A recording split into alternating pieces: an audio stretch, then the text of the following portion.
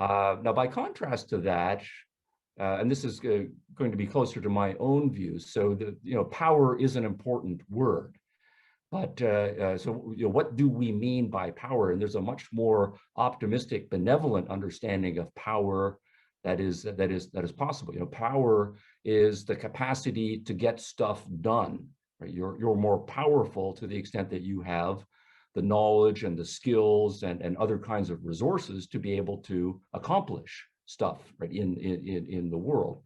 And so knowledge comes in a lot of different forms. There's intellectual power.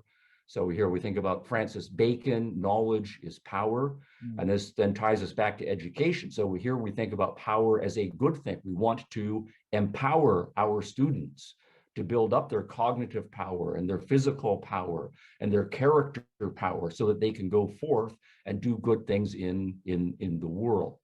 And if you couple that with a more benevolent understanding of human beings, that human beings are competent at acquiring knowledge, they are competent at working out socially in a mutually beneficial ways of living together as friends, as romantic partners, starting families, starting businesses, even doing politics. Politics, of course, is about power, but we're going to do it in a democratic and Republican way that respects every individual's own power and their own agency, right, and so forth. So here we have the idea that power is very important, and we want more and more power, but we think that power, of course, it can be abused, but human beings can work out ways of using power benevolently. So that understanding of power, though, has philosophical opposition to those who say, no, human beings are much more irrational, much more impotent with respect to cognitive matters, much more subjective and animalistic with respect to the formation of their values.